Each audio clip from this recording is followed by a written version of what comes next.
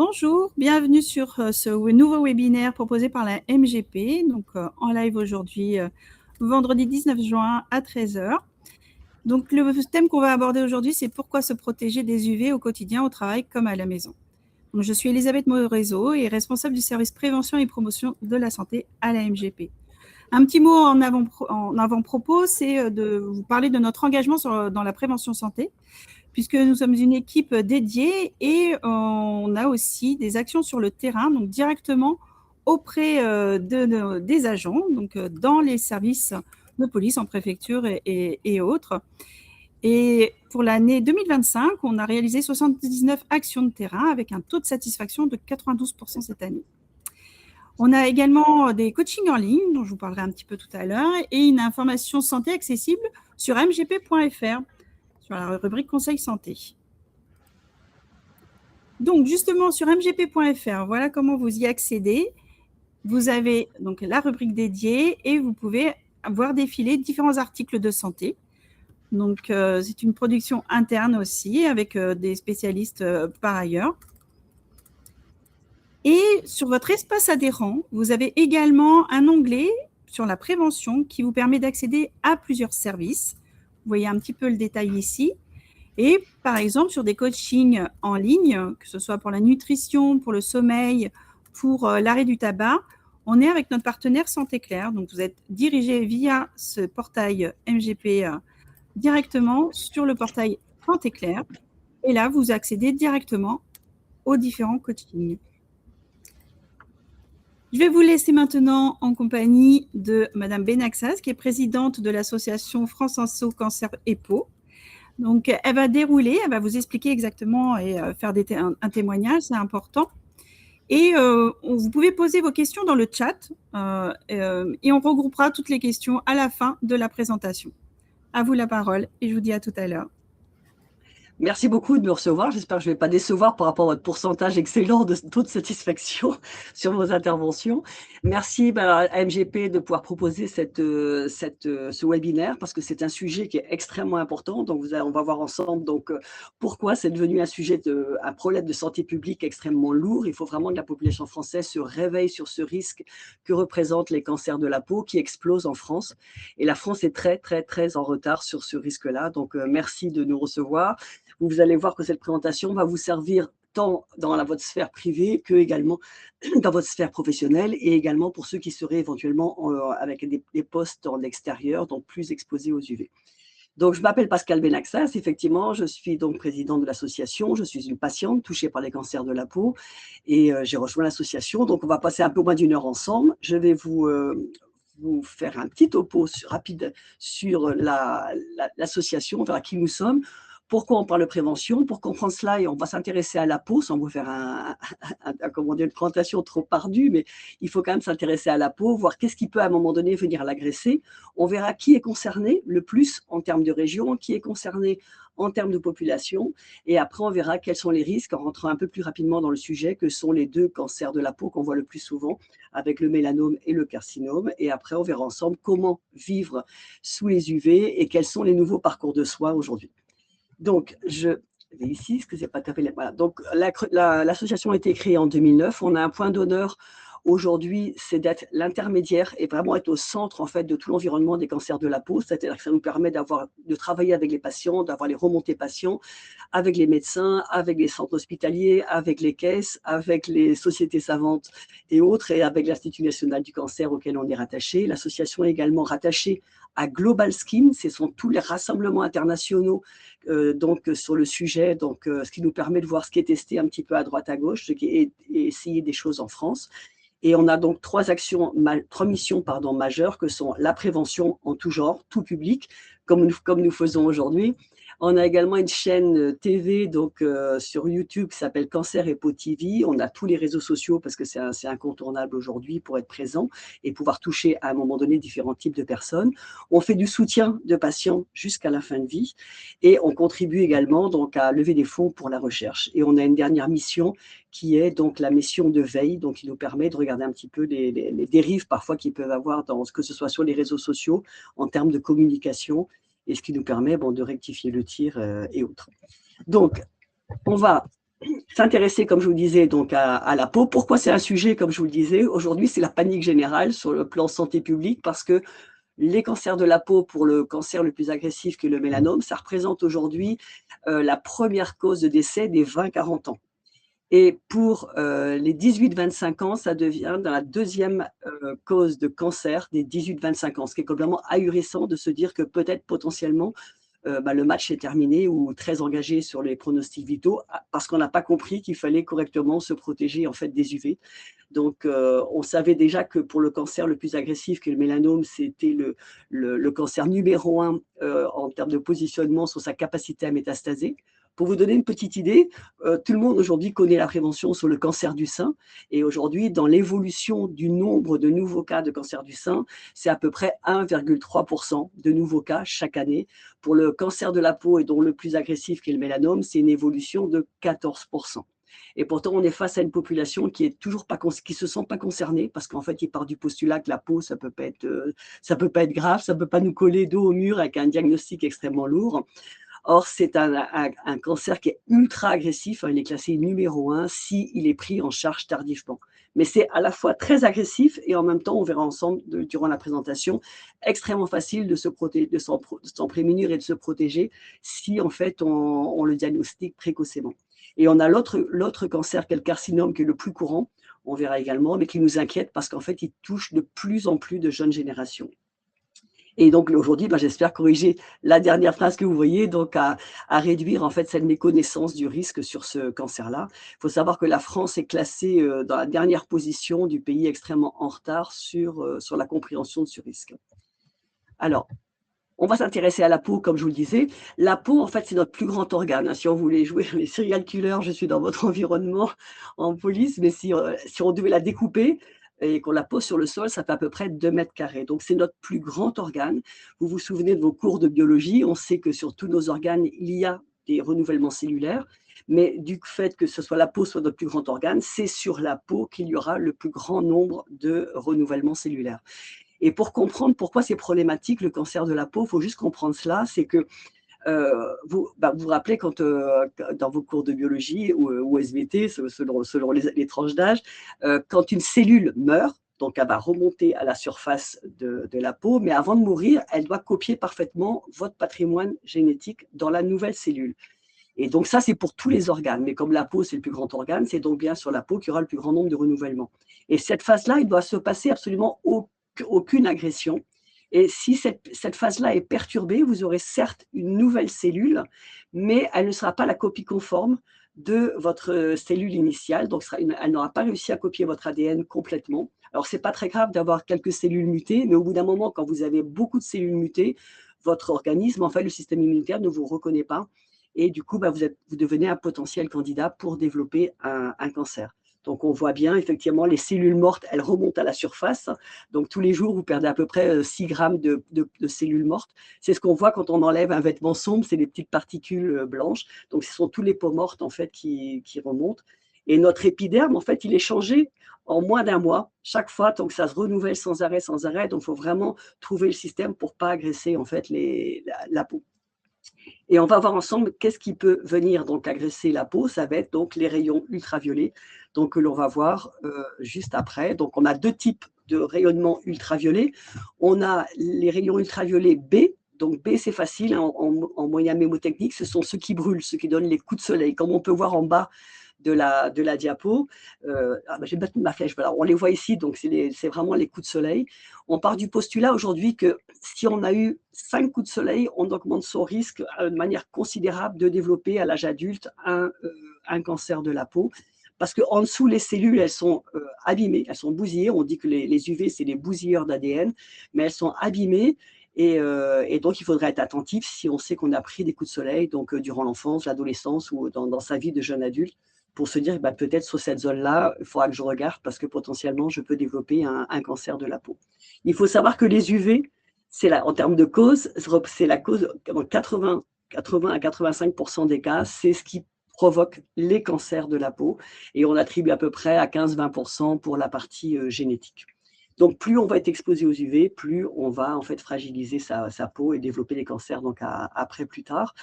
Et ce que disent les climatologues, c'est qu'avec le réchauffement climatique, on va être de plus en plus confronté et apprendre à vivre en fait sous les UV parce qu'ils vont être de plus en plus intenses. Déjà, ceux d'aujourd'hui sont plus intenses qu'il y a 20 ans et ça sera encore pire après. Alors, on a mis, on a mis quelques situations, effectivement, peut-être dans votre vie professionnelle. Quelquefois, on a le sentiment d'être protégé. Alors, on va penser à tout ce qui est protection, casque, gants et autres. Mais vous avez des zones comme le cou, les oreilles, qui sont des lieux de prédilection des cancers de la peau, les bras. Voilà, donc dans votre situation, par exemple, si vous travaillez en extérieur, qui peuvent être des situations où vous pouvez être touché par les UV. Et après, il y a l'autre, les UVA. Pensez à âge, c'est ceux qui accélèrent en fait l'âge, donc qui accélèrent le vieillissement. Et en fait, vous avez, aujourd'hui, on sait à peu près une apparition des rides 10 ans plus tôt que si vous vous étiez protégé en fait des UVA.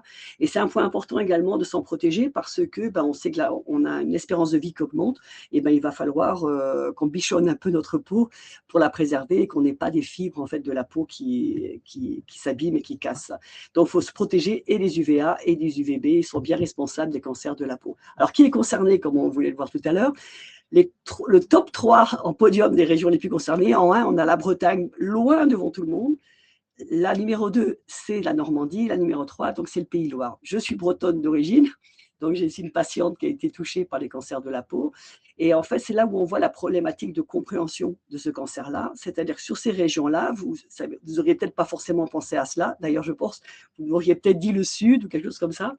Mais en fait, c'est parce que ces régions-là sont les régions qui sont très souvent grisées, où on voit un soleil qui est voilé, où il ne fait pas beau, où on a un sentiment de fraîcheur. Or, en fait, ce qu'on veut réussir à faire et à vous faire passer comme message et créer cette culture UV, c'est qu'on se moque complètement du soleil. On botte en touche le soleil. En fait, ce qui doit nous alerter, voilà, hop, je coupe ça. Hop, excusez-moi. Voilà. Ce qui doit nous alerter, en fait, c'est l'indice d'UV. Parce que les rayons UV, ce sont des rayons qui sont froids, qui traversent les nuages, qui sont là quand il pleut. Ça traverse les vitres également donc d'un véhicule, donc sans aucun problème. Alors, les concessionnaires vous mettent des filtres sur le pare-brise, mais rien sur les côtés. Et donc, ils avaient testé à un moment donné l'idée de mettre des filtres sur le côté. Mais vous, dans votre environnement donc, de police, vous savez bien la complexité que c'est en termes de contrôle et autres. C'était pas jouable parce qu'effectivement, on ne voyait pas qui était dans les véhicules. Donc, ça a été retiré. Donc, c'est pourquoi, quand on a des enfants derrière, c'est bien de mettre des filtres en fait, sur les côtés.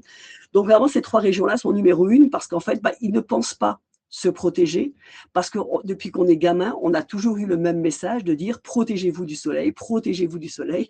Or, quand ils ne voient pas le soleil ou quand il fait frais, ils ne se protègent pas. Donc, il faut vraiment changer ce discours-là et décoller dans l'esprit général de tout le monde l'idée que soleil égale risque ou chaleur égale risque. Le soleil, c'est juste un petit chauffage, c'est un infrarouge, un rayon infrarouge, mais ça n'impacte pas, ça ne va pas créer de cancer. Ce sont les UV qui vont créer les cancers. Alors maintenant, on va voir, comme on a vu les régions, on va voir qui est touché sur le plan humain. Il faut savoir qu'on est tous concernés et tous potentiellement touchables, entre guillemets, par les cancers de la peau. En revanche, on va retrouver plus rapidement des risques chez les personnes qui vont avoir des peaux claires, qui vont être roux, par exemple, ou avec plein de taches de rousseur, parce qu'elles ont une mélanine, on va dire. Donc la mélanine, c'est ce qui va vous permettre c'est votre bouclier de protection face aux UV. Et en fait, quand on est blond, yeux verts, yeux bleus, roux, on a un bouclier, certes, mais qui est un peu bas de gamme, j'ai envie de dire. Donc, il vous protège un peu, mais pas de manière extraordinaire. Donc, c'est pour ça qu'on voit d'ailleurs que les personnes rougissent assez rapidement. Si en revanche, j'ai une peau mate, certes, j'aurai un bouclier bien plus costaud, mais du coup, ça amène à une autre problématique. Comme les gens voient qu'ils supportent un peu mieux, ils restent aussi un peu plus longtemps. Donc, moi, quand je suis dans les services de cancérologie, surtout de la France, je vois, alors pas autant, mais je vois dans les services de cancérologie, pas autant, mais des personnes à peau claire comme des personnes également à peau mate. Donc, il faut vraiment prendre en considération qu'on est tous concernés.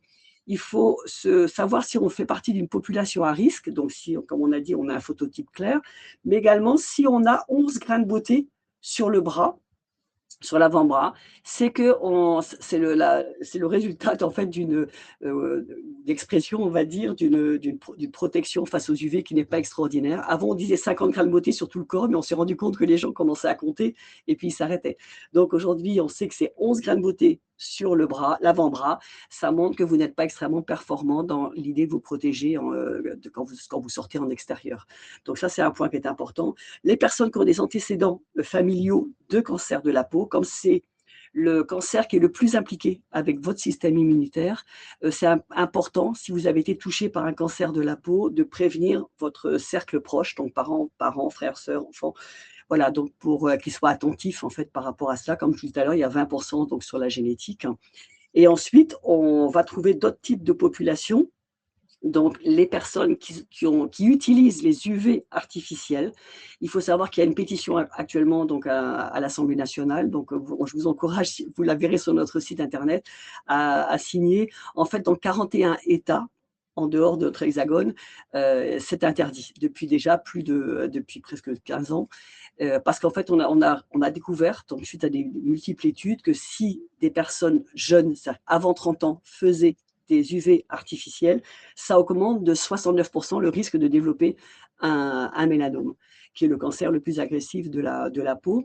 Et donc, on pensait vraiment que la France allait également s'arrêter, mais la France a été mitigée en disant bah non, on va conseiller d'en faire moins. Ça marche jamais. Donc, en fait, on s'est fait taper sur les doigts par l'OMS en disant mais vous avez trop de consommateurs en France encore d'UV artificiel, donc il faut vraiment pousser et faire arrêter ces cabines-là. Mais il y a un tel lobbying du monde de l'UV artificiel que ça a été compliqué.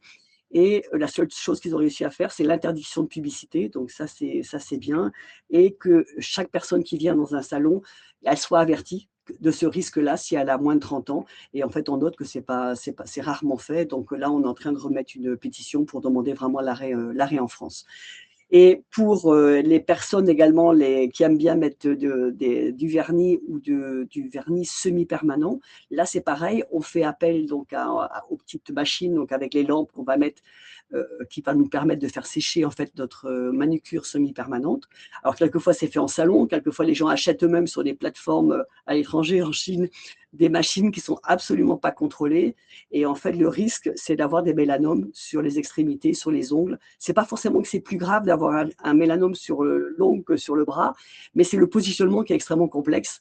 Bob Marley est décédé d'un mélanome de l'ongle, pour vous donner un petit peu l'idée. Mais ça devient très compliqué parce que si on veut faire une biopsie, il faut soulever l'ongle, il faut enlever, donc tout est compliqué. Donc en fait, dans les recommandations internationales, on dit aujourd'hui que si on veut faire une manucure, on demande en fait de mettre un peu de crème solaire autour de l'ongle et puis d'en faire maximum 7 par an, pas plus. Il y a une mannequin justement aux États-Unis qui communique beaucoup là-dessus pour dire que elle s'est fait enlever elle, trois ongles sur les réseaux sociaux. Justement, elle en parle parce qu'elle a été mannequin et donc elle dit voilà, moi je devais être parfaite du 1er janvier au 31 décembre et à force de faire des manucures, effectivement, j'ai été touchée par des mélanomes sur l'ongle. Donc c'est vraiment important. Et après, une autre catégorie, alors là, quand j'arrive ici, en général, c'est un peu le pavé dans la mare, donc les tatouages. Alors ça, c'est un grand débat. En fait, comme on voit qu'il y a une explosion du nombre de cancers de la peau, il y a des experts qui se sont dit, mais tiens, on n'a jamais fait de travaux sur les tatouages, qui sont quand même une habitude en fait aujourd'hui qu'on voit un petit peu partout. Et est-ce que ça peut jouer? Alors, ce qu'on sait aujourd'hui sur les 60 études qui ont été faites, donc dont la première aux États-Unis, donc il y a 10 ans maintenant, qui a permis de suivre 1600 tatoueurs, pardon. Et en fait, ce qu'on regardait, c'est qui nous avait un peu inquiété, c'est qu'il y a beaucoup de tatoueurs quelquefois qui font des tatouages sur un grain de beauté. Alors ça, c'est vraiment non. C'est parce qu'un grain de beauté, on va le voir tout à l'heure, mais c'est déjà des cellules, un amas de cellules en fait qui a commencé à se modifier. Donc ce qu'on veut, c'est l'empêcher de passer de bénin à malin. Donc si en plus on vient le titiller, c'est vraiment pas bon. Et en fait, ça a permis déjà, parce qu'il y a pas ça commence à tout doucement maintenant, mais il n'y a pas de législation sur l'encre au niveau mondial. Mais à l'époque, il y a donc en 2010, ça a permis d'enlever un composant qui était hautement cancérigène donc dans les encres. On ne va pas retrouver des problématiques sur les encres noires, ce sont les encres de couleur. Et en fait, ce qu'on dit, et ça c'est bien important de comprendre, il n'y a pas de lien direct entre le tatouage et le cancer de la peau, le mélanome, parce qu'en fait, il aurait fallu, c'est impossible à faire, il aurait fallu analyser une personne sans tatouage et après l'analyser de la même manière avec son tatouage. Mais quand on connaît le fonctionnement du cancer de la peau et du mélanome, et quand on connaît la technique du tatouage qui consiste à venir avec une aiguille déposer des composants cancérigènes dans votre derme, et donc on parlait tout à l'heure du renouvellement cellulaire. Donc en fait, ça contribue en fait à venir perturber en fait tout le système immunitaire et à rendre problématique ou à augmenter le risque. Donc aujourd'hui, dans la recommandation internationale, c'est de dire que les personnes qui sont tatouées, même si elles ont une peau mate, elles doivent se considérer comme si elles étaient blondes ou à cheveux clairs ou roux. C'est une population à risque et on vous demande donc de bien crémer les zones en fait où vous avez les tatouages, de mettre idéalement une veste ou une chemise ou autre durant la période des 12-16 heures où vraiment là c'est le grille-pain et ça chauffe beaucoup, et d'être attentif si vous voyez quelque chose évoluer dès lors que vous avez des encres de couleur. Il faut savoir que dans les composants des encres aujourd'hui qu'on retrouve, et on attend qu'une législation soit un peu plus serrée, c'est qu'on a des composants qu'on met dans les peintures de voitures. Donc c'est pour vous dire, quelquefois les gens ils me disent ah, les crèmes solaires, est-ce qu'elles sont safe ou autres, mais vous mettez des encres, ce sont des composants de peinture de voiture, donc voilà, il faut rééquilibrer un petit peu tout ça. Et après, la dernière population, c'est les enfants, les bébés. Il faut savoir que les bébés, c'est interdiction d'UV et pas de mettre de crème solaire non plus avant 3 ans, parce qu'en fait, ils n'ont pas de barrière, leur système immunitaire n'est pas comment dire, en bon fonctionnement, pardon, excusez-moi. Et donc là, les UV rentrent vraiment de manière importante. Donc c'est vraiment les vêtements anti-UV, on le met à l'ombre au maximum, et on aura après l'occasion de voir comment on se protège au mieux. Donc voilà pour les personnes les populations un petit peu plus concernées. Mais tout le monde est concerné, comme vous l'avez vu. Alors maintenant, on va rentrer un petit peu plus dans le détail avec donc le premier cancer donc agressif qui est le mélanome, et on verra après le carcinome. Donc le mélanome, c'est le cancer qui est le moins important en volume, en nombre de cancers, puisqu'il représente à peu près un petit peu moins de 18 000 nouveaux cas par an. Mais c'est le cancer le plus agressif de tout. Donc, c'est pour ça que je commence par celui-là. Donc, dans sa création, c'est exactement comme n'importe quel autre cancer. Donc, c'est bien une prolifération de cellules tumorales. Mais contrairement, par exemple, on parlait du sein tout à l'heure, si vous avez un cancer du sein, les cellules tumorales, elles restent sur l'organe. Parfois, il peut y avoir une métastase qui rentre, qui se déplace, qui va migrer ailleurs. Mais dans le mélanome, c'est pour ça qu'il est ultra agressif. Et ce qui le rend différenciant par rapport à tous les autres cancers, c'est son mode de diffusion. C'est-à-dire qu'une fois qu'il rentre, au début, vous le voyez, hein, vous avez votre grain de beauté ou une tache qui a bougé, qui a évolué. Donc au début, il évolue en nappe, on va dire. Et après, il va rentrer en vertical. Et donc en vertical, juste à 1 mm sous notre épiderme, se trouve donc le derme. Et dans le derme, là, il arrive, donc il a un terrain de jeu extraordinaire. C'est-à-dire qu'on a tout le système immunitaire, les systèmes des vaisseaux sanguins et les vaisseaux lymphatiques. Donc, en fait, il peut se balader de la tête aux pieds, contrairement aux autres cancers. C'est pour ça que c'est celui qui a cette capacité à métastaser de manière importante. Donc, si on comprend ce risque-là, et on verra tout à l'heure ce qui doit vous alerter et quelles sont les choses à regarder, si on comprend ce risque-là et qu'on réagit tôt, c'est parfait, c'est géré, on fait une petite biopsie, tout va bien, il n'y a même pas besoin de faire de points parfois, et c'est parfait. Mais si vous laissez traîner et évoluer un mélanome, un risque de mélanome, là, en revanche, le scénario est complètement différent. Même s'il y a des nouveaux traitements comme l'immunothérapie qui sont sortis, aujourd'hui, c'est un cancer ultra agressif, et de par sa capacité à métastaser, il y a 50% des gens qui ne répondent pas aux thérapeutiques actuelles, et donc c'est des survies qui sont brèves. Et je peux vous garantir, pour accompagner des gens jusqu'à la fin de vie, que quand vous vous dites à un moment donné, alors pour toute annonce de cancer, c'est un choc, c'est lourd, mais l'annonce d'un mélanome qui a avancé, je peux vous dire que c'est sidérant, parce que vous avez cette colère en plus, je peux en parler en tant que patiente, où vous vous dites, mais c'est pas possible que le match soit fini, parce que j'ai été ridicule et j'ai voulu bronzer plus, ou j'ai pas fait attention, ou je n'étais pas alertée, et tout ça à cause du soleil. Et il y a tellement de raisons parfois de mourir pour d'autres causes, mais qu'on ne peut pas maîtriser, sur lesquelles on n'a aucun impact. Mais là, comme disent les cancérologues, c'est à s'arracher les cheveux, parce que c'est le seul cancer visible où vous pouvez avoir une action, mais pour cela, il faut avoir compris le risque. Alors, ce qui doit vous alerter, alors c'est pour ça qu'on a repris tous les messages, on s'est instruit de ce qui est dit en Australie, parce que comme au Pérou ou en Nouvelle-Zélande, parce que ce sont des pays qui vraiment ont accéléré la communication, et ils ont arrêté ce qu'on faisait encore en France il y a peu, des communications bisounours. C'est de vous expliquer vraiment comment ça fonctionne. Quand on vous dit depuis des années, surveillez vos grains de beauté. Comme un grain de beauté, ce n'est pas juste un petit bouton comme ça. Un grain de beauté, ce sont déjà des cellules, c'est un amas de cellules qui a commencé à se modifier, comme je vous dis tout à l'heure. Et donc, ce qu'on veut quand on vous dit surveillez-les, c'est qu'elle passe de bénin à malin. Alors, soit vous avez vos grains de beauté que vous connaissez bien et que vous voyez, ou vous avez parfois une tache qui va sortir, qui va ressembler à un grain de beauté. Ce qui doit vous alerter, ce n'est pas le fait d'en avoir, c'est l'évolution. C'est quand quelque chose se passe sur ce grain de beauté, ça doit vous alerter. Alors, quels sont les types d'évolution? Ça va être, il était bien rond, et puis tout d'un coup, les bords deviennent complètement biscornus ou autres, ou dentelés. Donc, les contours changent, ça doit vous alerter. Il est asymétrique, il était bien rond, il y a un côté qui est bien rond, mais l'autre qui part complètement en vrille, ça doit vous alerter.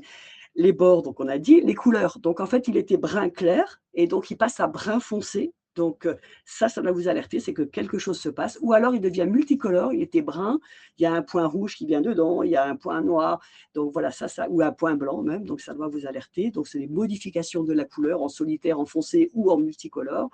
Ensuite, vous avez le diamètre. Il était tout petit. Il arrive maintenant à peu près à 5 mm. Pour vous donner une idée, 5 mm, c'est l'équivalent de votre petite gomme de crayon. Donc ça doit vous alerter et à vous dire, voilà, il se passe quelque chose, il faut que je montre en fait ce grain de beauté. Donc les traitements sont archi simples. Si vous montrez, donc ce qu'on va faire, c'est que, bon, soit avec un thermoscope, on va voir, ben non, on s'est inquiété pour rien, tout va bien, ou soit on va vous l'enlever, on va faire une toute petite incision, on vous l'enlève, ça part à la napate.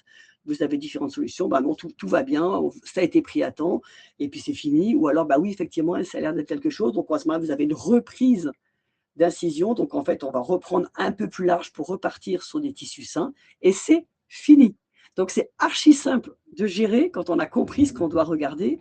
Et on conseille toujours de regarder le corps, vous faites 2 fois par an pour vous, la famille, vous regardez 2 fois par an le corps, vous faites même des photos si vous voulez, vous classez ça dans un dossier. Ça va vous aider plus que de faire quelquefois des photos ou des selfies de son plat ou des photos de plats. Mais ça, c'est vraiment quelque chose qui est important. Donc, c'est un cancer qui est ultra agressif, hein, mais à la fois, et c'est une chance inouïe, il est visible. Donc, profitez de cette occasion-là pour pouvoir gérer. L'autre cancer, il est absolument pas métastatique. Donc, ça, on peut se dire, waouh, super, c'est bien. Donc, j'engage pas mon pronostic vital. Mais c'est un cancer qui évolue en nappe. Donc, là, vous allez voir, les photos sont assez impressionnantes. Donc, c'est le plus courant des cancers. C'est pas forcément dû, c'est un mode, si je parlais des gens en fait, qui ont plus ce type de cancer-là, c'est pas forcément des personnes qui ont pris des coups de soleil, c'est plus des personnes qui s'arrêtent juste un peu avant, mais par contre qui consomment des UV tous les jours. Donc, ils sont tout le temps dehors, soit par leur métier, ou alors ils aiment bien aller un peu au soleil, mais voilà, donc prendre les UV, mais ils s'arrêtent un petit peu avant de prendre les coups de soleil, mais ils en consomment trop quand même des UV. Et ça, c'est le plus important. On a à peu près 140 000 nouveaux cas par an de carcinome. Et donc, l'avantage, c'est qu'ils ne métastasent pas. Mais en revanche, et là aussi, on vous demande de bien regarder et comprendre ce risque-là, c'est tout petit. Alors, en général, c'est que le visage ou le haut du décolleté. Et en fait, ça peut être, pour vous donner ce qui doit vous alerter, c'est un petit bouton qui ne va pas guérir, qu'on peut trouver au bord du nez ou sur l'oreille ou au bord de la lèvre. Ça peut être une plaie qui suinte, quelque chose qui ne guérit pas. En fait, ce n'est pas normal d'avoir un petit bouton, une plaie, une croûte qui ne guérit pas, parce qu'en fait, l'organisme est suffisamment bien fait pour mettre les mécanismes en fait, de réparation. Donc, si ça ne guérit pas, c'est qu'il y a un souci. Et sachez, alors là, c'est très, très impressionnant, les chirurgies, c'est-à-dire que vous rentrez au bloc avec un tout petit truc, et en fait, comme c'est un cancer qui pousse en nappe, eh bien, il y a beaucoup de ramifications, c'est un peu comme un rhizome, en fait, si on parle de l'aspect botanique, et en fait, vous vous retrouvez avec des cicatrices qui peuvent être traumatisantes ou invalidantes. Et donc ça, on est obligé de préparer aussi les gens psychologiquement parce qu'en fait, il faut réapprendre à s'habituer avec son visage, à se le réapproprier, tant pour soi, mais également pour sa vie avec son conjoint, les enfants, dans son milieu professionnel, si on est prof, la crainte des critiques. Mais sachez en tout cas que même si c'est impressionnant, donc on a des reconstructions de nez, on a des tas de choses. La reconstruction en cancérologie cutanée, elle est extraordinaire, c'est-à-dire qu'au bout d'1 an, vous ne voyez plus rien. Mais il faut juste vivre avec la sortie de bloc. Ah, c'est 1 an, donc il est un peu complexe. Donc c'est pour ça qu'on vous demande d'être attentif également. Et donc tout ce qui ne guérit pas, tout ce qui est petite croûte ou plaie, il faut penser à montrer également cela donc à un médecin. Donc vous avez vu que ce soit dans le mélanome ou le carcinome, à chaque fois c'est la notion d'évolution ou de quelque chose qui ne guérit pas. Alors comment se protéger maintenant ou vivre avec les UV ? Alors moi, j'ai un cancérologue que j'aime beaucoup parce qu'en fait, il essaye d'expliquer que, en fait, les UV, c'est comme une activité à risque.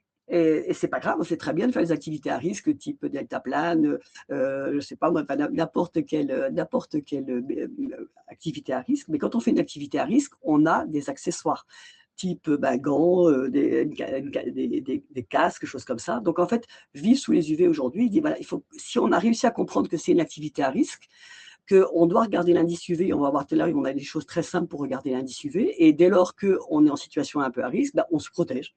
C'est aussi simple que ça. Alors, on vous dit toujours, et ça vous l'avez entendu pendant les années, mais ça rentre par une oreille, ça sort par l'autre, parce qu'on nous a tellement répété cette phrase-là qu'on n'entend plus, où on dit éviter le 12-16 heures. En fait, mais sans dire pourquoi. En fait, le 12-16 heures, on parlait tout à l'heure des UVB. Donc, les UVB, en proportion, ça représente à peu près 5% des UV qui arrivent sur la Terre. En fait, les UVB, ils vont donner le maximum de leur puissance entre midi et 16 heures.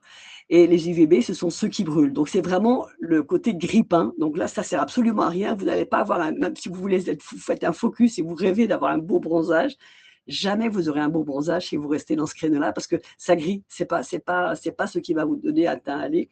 Donc, c'est vraiment important d'éviter ce créneau-là.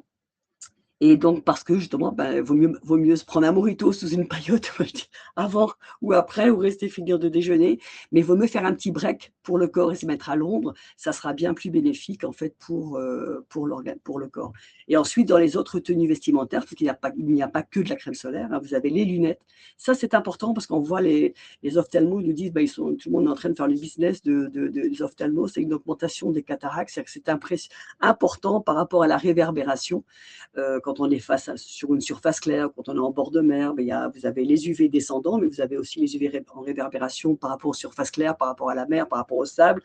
Donc, les lunettes, c'est important, donc pour se protéger les yeux également. Et sachant que chez les enfants, c'est extrêmement important de penser à leur mettre des lunettes parce qu'en fait, le cristallin de l'enfant est transparent jusqu'à 7 ans. Donc, il n'a absolument aucune protection. Et aujourd'hui, on voit une augmentation des cataractes chez les gens jeunes. À partir de 50 ans, on fait des interventions, alors qu'avant, c'était vraiment des interventions du sujet beaucoup plus âgé. Donc, mais pensez bien aux lunettes. Le chapeau, les casques, quand on est effectivement, même si vous avez dans votre métier, dans la police, que vous avez souvent un casque si vous êtes en extérieur, sachez qu'il existe aujourd'hui des casquettes anti-UV qu'on peut mettre spécifiquement dans le monde professionnel, qu'on peut mettre sous les casques, par exemple. Donc ça, c'est des choses qui peuvent être intéressantes. Alors nous, on aime bien l'idée des bobs ou casquettes parce qu'en fait, les bobs, ça vous protège en fait les oreilles. Et ça, c'est vrai que c'est des lieux de prédilection, parce que souvent, quand on met sa crème solaire, ça c'est aussi quelque chose qu'on ne fait pas bien. On va mettre sa crème comme ça, et on s'arrête en fait au bord ici du visage, mais on ne met pas la crème. Or, nous, ce qu'on conseille, c'est de commencer par les zones oubliées, c'est-à-dire on commence par les oreilles, le nez, parce qu'en fait, il y a les angles, et en fait, si on ne met pas bien de crème sur le nez, en fait, comme il est plus proéminent, on est plus à risque. Les lèvres, parce qu'en fait, on a une peau qui est beaucoup plus fine. Et puis, l'intérieur des doigts, et la même chose en fait pour les orteils. C'est pas que ce soit plus compliqué, mais si jamais vous avez effectivement un mélanome ou un grain de beauté qui est ici, en fait, comme à chaque fois on doit partir sur du tissu sain, ça amène à des chirurgies qui sont plus compliquées. Donc d'où on demande toujours de commencer par les zones oubliées, pouf pouf pouf, et après vous mettez votre crème solaire. Et on vous redemande de la mettre en fait. Alors, il faut toujours prendre en fait une crème 50 plus. C'est même pas la peine de s'embêter à prendre moins parce qu'en fait, une crème 50 plus, c'est ce qu'il y a de plus fort aujourd'hui sur le marché. Et son efficacité descend tout doucement en fait au bout de 2 heures. Donc vous devez tomber à peu près à une efficacité d'un 30. Et en fait, elle perd d'efficacité si vous baignez, si vous suez, parce que vous avez essuyé votre visage et autres. Donc ça, c'est important donc, de penser à en remettre. Alors, on dit le 2 heures pour que vous focussiez, mais bon, ça peut être 2 heures et demie ou autre. Mais quand vous avez 2 heures en tête, bon, vous savez que vous allez en remettre. Il y a des galéniques qui sont extrêmement importantes et intéressantes quand on est dans le milieu professionnel. C'est par exemple tout ce qui est les sticks, par exemple. Donc, parce que si vous travaillez, ça ne va pas vous crémer les mains. Vous n'avez pas besoin, elles ne sont pas collantes. Donc, vous avez ça dans un blouson ou une veste ou un pantalon. Donc, vous déclipsez des sticks en protection 50, en SPF 50, et vous passez sur le visage, les oreilles. Ça a exactement le même effet. Donc, voilà pour l'idée en fait des crèmes solaires. Et vous voyez que si je passe après aux recommandations professionnelles, c'est exactement la même chose si je reviens donc en arrière. Donc, il n'y a pas de différence énorme, à part bon, quelquefois, comme on voit là le chapeau, avec des protège-nuques donc qui permettent en fait de protéger correctement tout ça. Donc, c'est un cancer, comme je vous l'ai vu, si on veut en résumer, qui est extrêmement agressif si on le prend en charge tardivement, mais il est facile à gérer s'il est pris et si vous avez pris conscience, vous, de quelque chose qui évolue sur votre peau, que vous savez, que vous avez compris comment bien vous protéger, que vous avez compris ce qui doit vous alerter et pour, à un moment donné, si vous voyez quelque chose évoluer, pouvoir effectivement donc montrer tout ça à un professionnel de santé. Mais quand on parle souvent du capital solaire, donc il y a un terme un peu marketing, mais bon, c'est facile pour comprendre, on est tous, vous savez que les bébés, ça naît, il n'y a absolument aucun grain de beauté, à part comment dire, le névis congénital, mais là, c'est une autre cause. Mais on est sans aucun grain de beauté. Et en fait, c'est votre qualité de protection qui va faire que plus ça va, plus l'enfant monte, et en fait, plus il va avoir plus ou moins de grains de beauté.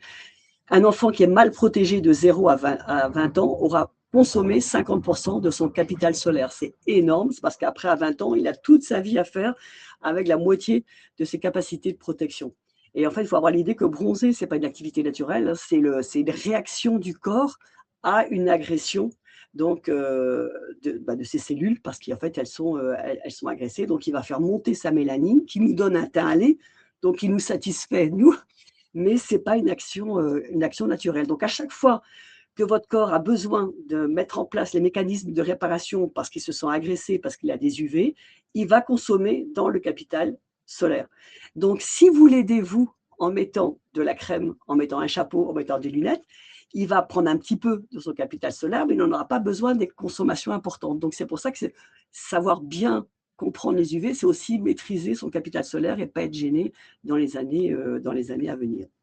Alors après, les grands sujets aussi qu'on voit beaucoup. Donc, alors les UV, comme on l'a vu, donc on commence à se protéger à partir de l'indice d'UV 3. Donc, comme vous voyez, c'est ici en jaune, donc avec les risques modérés. Dès qu'on est à 3, à 4, quand on arrive à 3, on se dit, quand on dépasse 3, on se dit, ah ça y est, il va falloir que je commence à penser aux UV. Et quand on approche alors on peut mettre un chapeau, juste des casquettes, penser à se mettre un peu à l'ombre. Et quand on approche le 4, entre 3 et 4, là, on se dit, il faut commencer à mettre de la crème sur les zones exposées. Sachant qu'en France, pour nous, ça ne monte pas. En fait, en général, on s'arrête maxi à 9 pour nos régions. Mais bon, sur la Réunion ou autre, ou les dom-toms, on arrive sur des 13, 15 sans problème.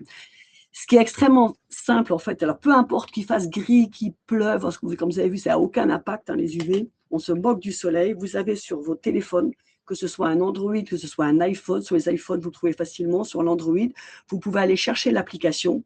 Ça s'appelle Widget. Vous allez chercher le widget qui s'appelle UV Index. Il a cette icône-là. Et vous pouvez le mettre même en première page de votre téléphone, ce qui vous permet, donc, peu importe où vous vous baladez, vous êtes dans le nord de la France, vous avez l'indice UV, vous décidez ce week-end de venir me voir en Provence, vous saurez quel temps il fait, et vous allez adapter votre protection. Vous verrez même quelquefois en été, et ben en fait, avant d'arriver à des 4, en fait, ça va peut-être démarrer à 11 heures. C'est uniquement une gestion en fait, de l'angle du soleil par rapport à la planète. Et en fait, il faut un certain angle en fait, pour que les UV en fait, passent. Donc voilà, c'est vraiment très pratique pour l'avoir à l'esprit. Et là, vous pouvez donc à ce moment-là adapter votre protection. Vous savez tous, vous l'avez vu suffisamment dans la presse, il n'y a plus assez de dermatologues, bon, d'autres spécialités aussi, excusez-moi, mais de dermatologues, ça c'est réel. Ça fait 10 ans que les dermatologues mettaient des warnings au niveau du ministère de la Santé en disant la population de dermatologues, il y a 50% qui ont 60 ans, donc on va se retrouver face à un mur, il faut augmenter le nombre de médecins formés, donc, enfin d'internes formés, donc, et ouvrir le numerus clausus. En 10 ans, ils ont eu droit donc, à 2 postes supplémentaires, alors qu'il en faudrait 50 par an. Et on a eu 1000 départs à la retraite donc, de dermatologues. Donc, c'est une vraie problématique. Il y a aussi, c'est la deuxième pétition que nous avons, que vous retrouvez sur notre site internet, donc sur l'augmentation du nombre de dermatologues pour le ministère de la Santé, parce que là, ça va être très compliqué.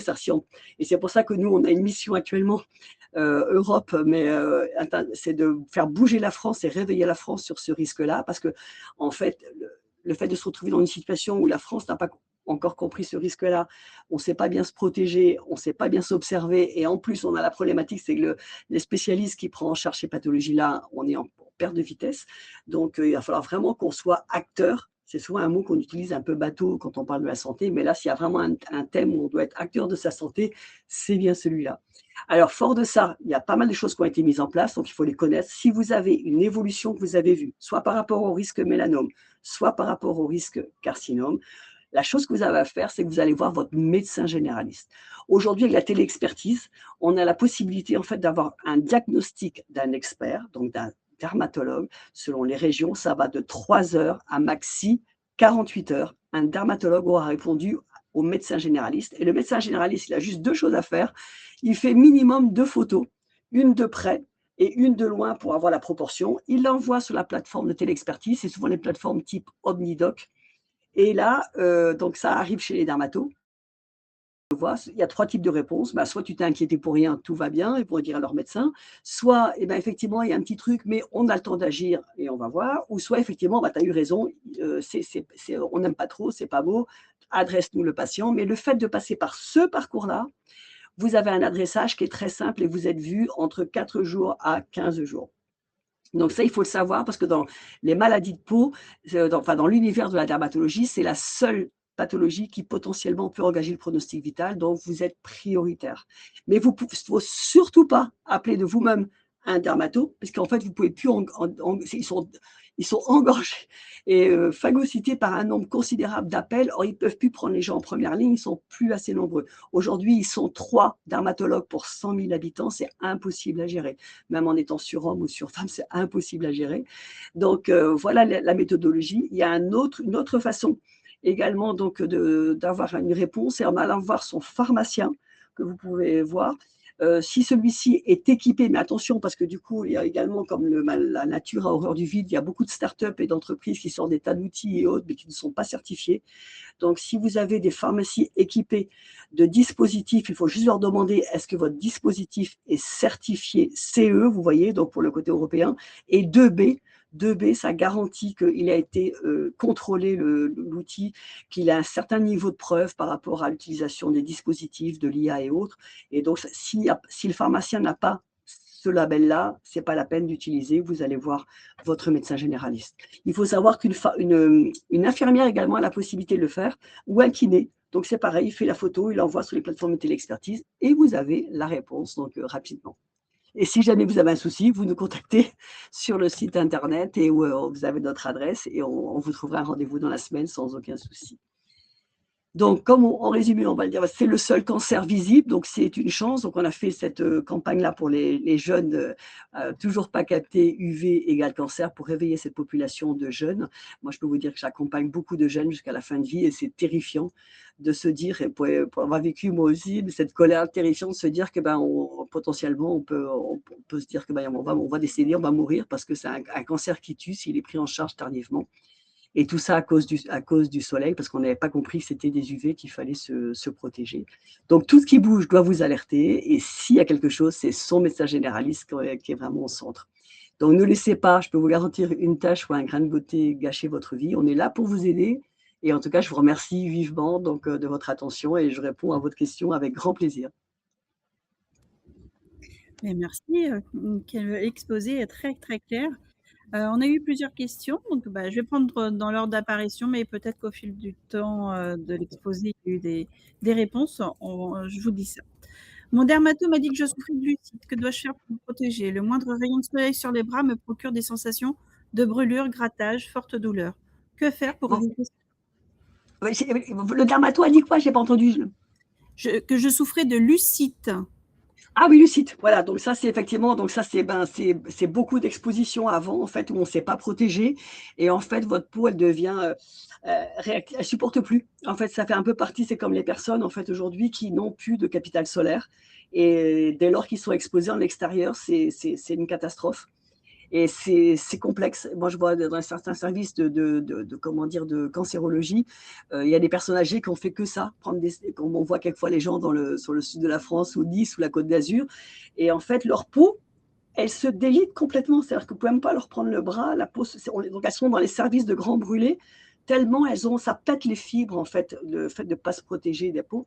Donc, les lucides, alors quelquefois ça passe, faut peut-être apprendre tout doucement. Alors, ce qu'il faut beaucoup, c'est hydrater son corps, mais avec une crème simple. Tous les gens qui vont vous dire préparez votre peau au soleil, oubliez, à part si vous voulez dépenser de l'argent, ça ne sert absolument à rien. Les gélules, vous préparez la peau au soleil, ça ne sert à rien. Vous voulez juste arriver sur vos lieux de vacances un peu allés, soit vous prenez des carottes toutes simples pour avoir le côté bêta-carotène, ou de la bêta-carotène simple, mais léger. On ne prépare pas une peau au soleil, puisqu'en fait, le risque n'est pas encore arrivé.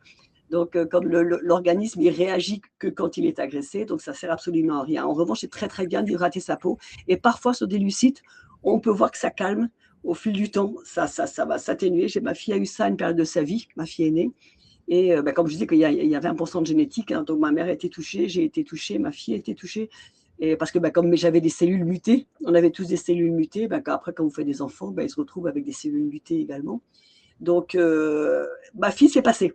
Mais parce que donc elle a été vraiment stricte après, elle s'est beaucoup hydratée en sortant de la douche, et puis elle a utilisé les bons produits. Mais dans un premier temps, vous pouvez mettre, donc vous avez des prix, vous regardez sur notre site, donc en allant mettre des vêtements anti-UV. Et là, ça vous protège, c'est comme une crème, hein, c'est 50%, vous mettez un vêtement anti-UV, et puis après, vous verrez au fil du temps si ça diminue. Donc, vous l'avez un peu évoqué, mais je pense que là, c'est lorsque on a quelqu'un dans sa famille qui est victime d'un cancer de la peau, est-ce qu'il faut examiner plus régulièrement un dermatologue? Alors non, en fait, il y a vraiment la notion d'évolution qu'on a voulu faire passer dans la présentation. S'il n'y a rien qui évolue, ce n'est pas la peine. Mais par contre, vous, au niveau prise de conscience, il faut juste que vous disiez, alors il faut que ce soit vraiment le cercle proche, hein, parce que c'est vraiment père, mère, frère, sœur, oncle et tante, et grands-parents. Mais si quelqu'un a été touché, il faut juste vous dire, potentiellement, j'ai peut-être, moi, au niveau génétique, en fait, cette particularité d'avoir des cellules mutées, donc je dois me protéger d'autant plus.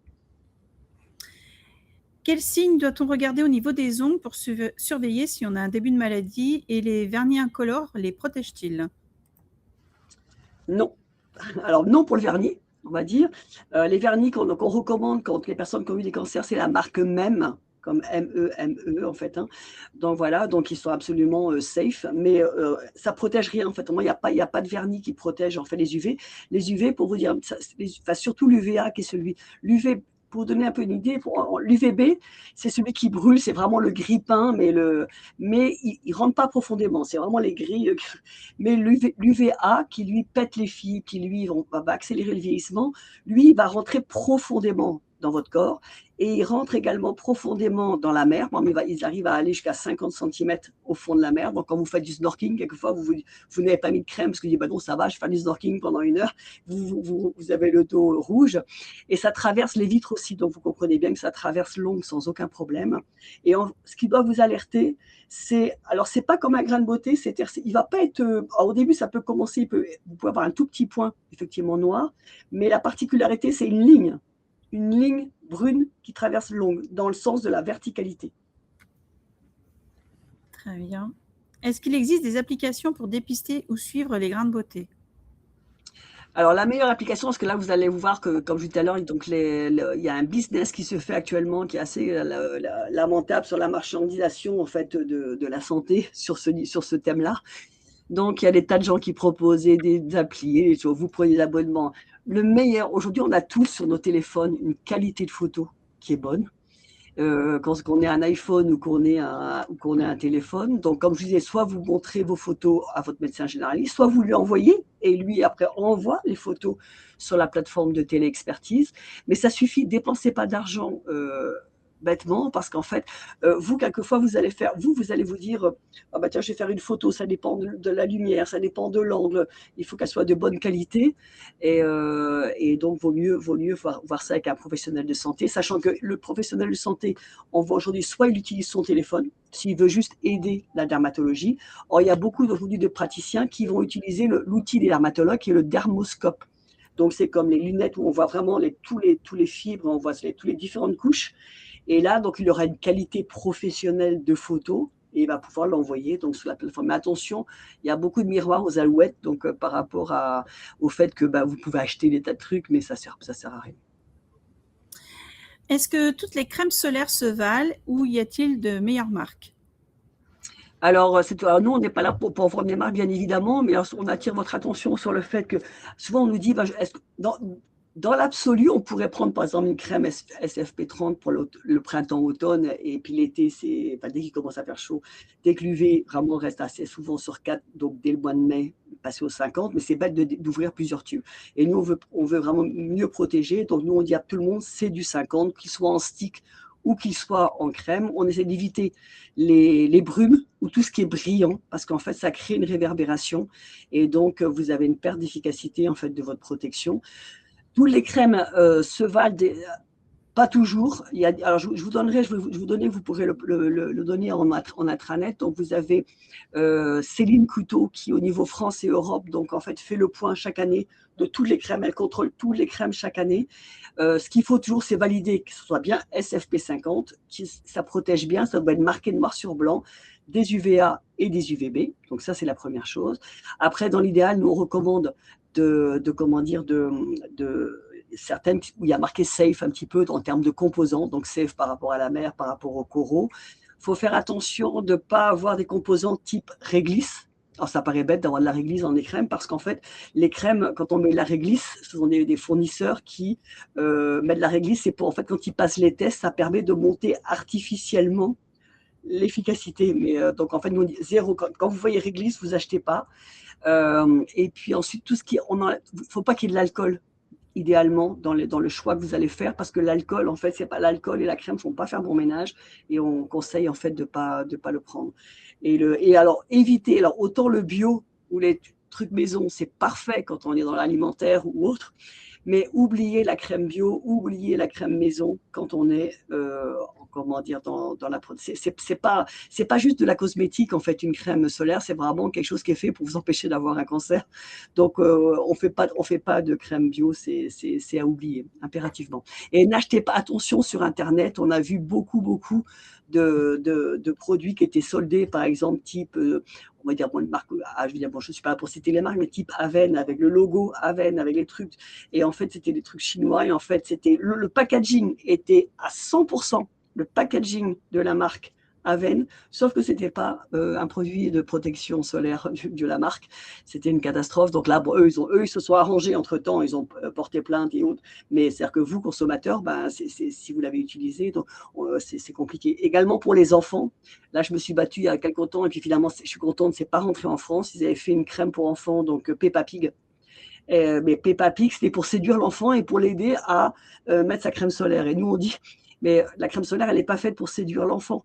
La crème Peppa Pig, finalement, donc le packaging était super, vous retrouviez toute la petite famille, sauf que bah, le produit n'était pas performant. Et en fait, il y a eu des enfants brûlés. Et donc, nous, on a empêché que ça arrive en fait en France, donc ça a été retiré en fait du marché. Donc il faut vraiment aussi, c'est facile. Souvent les gens me disent ah mais c'est compliqué, mon enfant ne veut pas mettre de crème solaire et autres. Nous on fait souvent le parallèle par rapport aux enfants qui sont, enfin aux personnes qui sont atteintes d'albinisme et dont les enfants.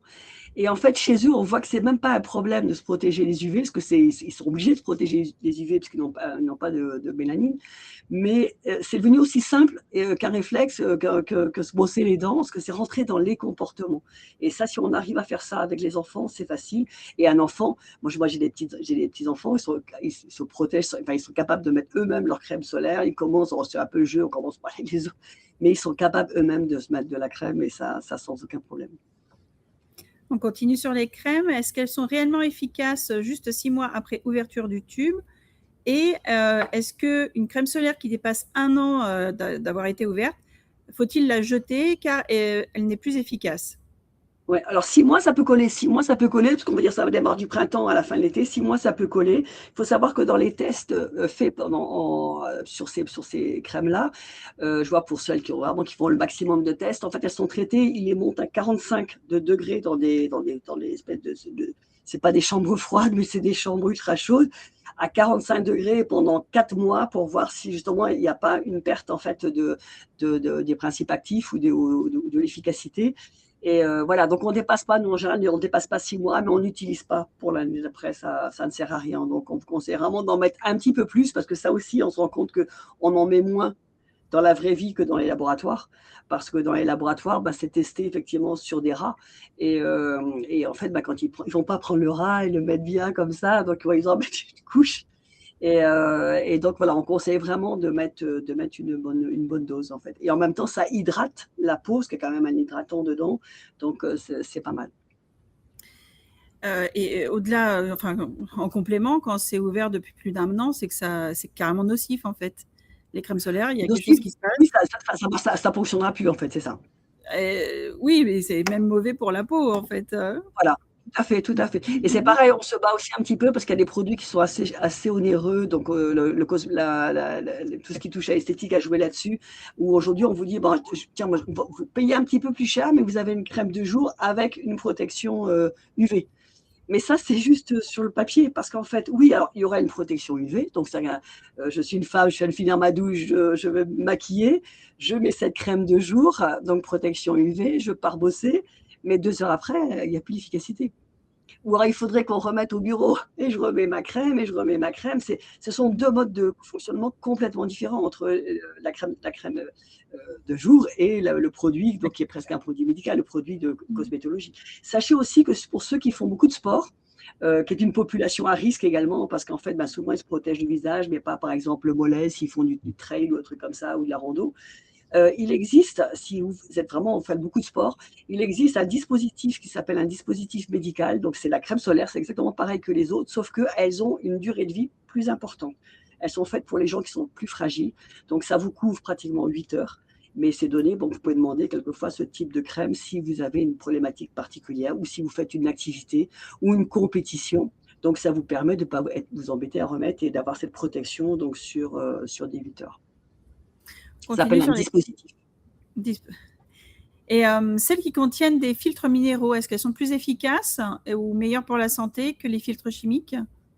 Alors oui, alors avant on avait tendance à dire que les filtres minéraux, c'était pas mal pour les parents parce que du coup, bah, c'est un peu plus épais, ça laisse, comment dire, ces marques blanches.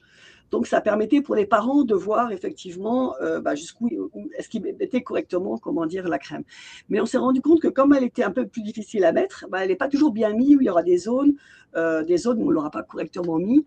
Et on a aussi essayé de décortiquer le fait que quand on dit une crème avec des composants chimiques, y a ce mauvais mot chimique. Quelquefois, quand on a dans notre fort intérieur chimique, ça fait un truc un peu moche. Or là, on les appelle chimiques parce que c'est issu des laboratoires de recherche de chimie, de la chimie.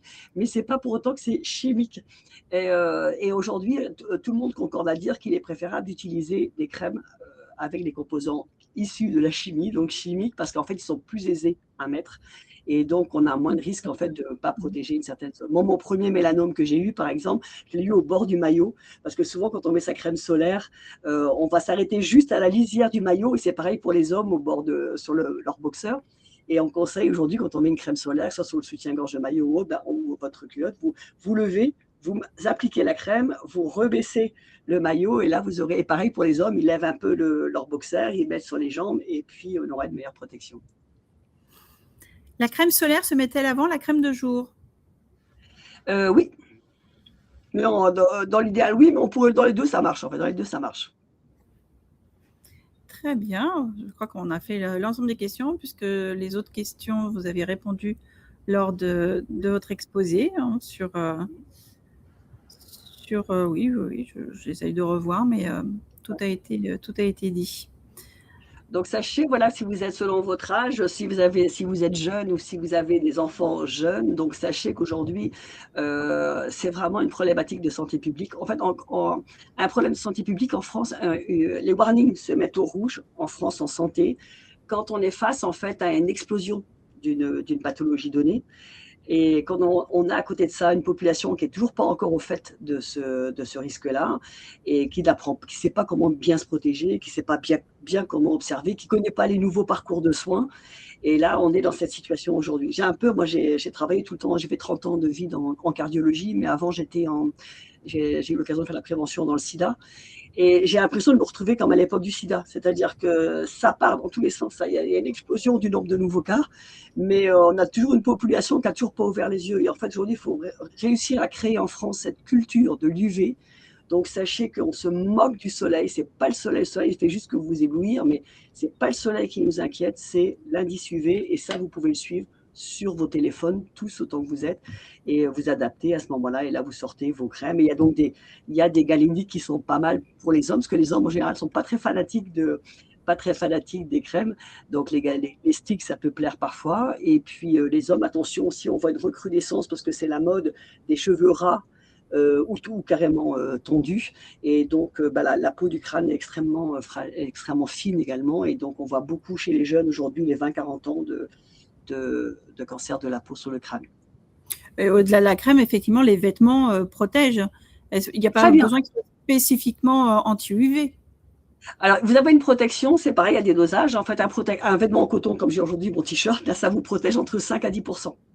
Un vêtement anti-UV, c'est 50, c'est maxi. Vous pouvez avoir, pour les gens qui ont les peaux claires, un coup de soleil avec une atteinte de la peau avec un vêtement en coton. Ça fait une première barrière, mais ce n'est pas aussi efficace qu'un vêtement anti-UV. En passant par notre association, donc vous pouvez avoir effectivement donc, des tarifs avec des codes qu'on met pour l'été. Donc, si vous voulez également pas payer plein pot. Et après, c'est pareil, les produits seront bientôt beaucoup moins chers que ce qu'ils sont aujourd'hui. Parce que moi, j'ai appelé l'Australie, parce que l'Australie, ils ont des gammes de produits extraordinaires, mais comme n'importe quel autre vêtement. Et je les ai appelés pour savoir où il y avait des distributeurs pour l'Europe ou peut-être pourquoi pas la France. Et en fait, là, on m'a ri au nez en disant, mais attendez, mais quand la France se réveillera sur ce risque-là, vous deviendrez un marché pour nous. Mais aujourd'hui, vous n'existez pas, tellement vous êtes encore pas réveillé sur ce risque-là. Et donc, c'est pour ça qu'aujourd'hui, il y a des sociétés françaises, des boîtes françaises qui font des vêtements anti-UV.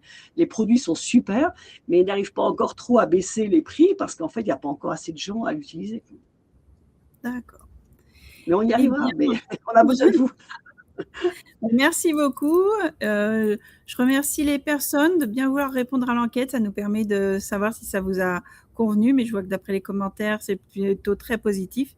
Merci beaucoup pour cet exposé très clair et avec toutes les informations utiles. Nous vous retrouvons au mois de septembre pour un nouveau webinaire qui portera sur le sport et la sédentarité. Ça sera le 11 septembre, pardon. Vous recevrez un mail, les adhérents recevront un mail pour informer de cela. Mais je vous dis bon après-midi, bon week-end à tous et à toutes, et puis bonnes vacances, et on se retrouve en septembre pour un nouveau webinaire. Excellent été, et merci encore à MGP de nous avoir invités. Merci d'offrir cette prévention à vos adhérents. Merci beaucoup. Au revoir. Merci. Au revoir.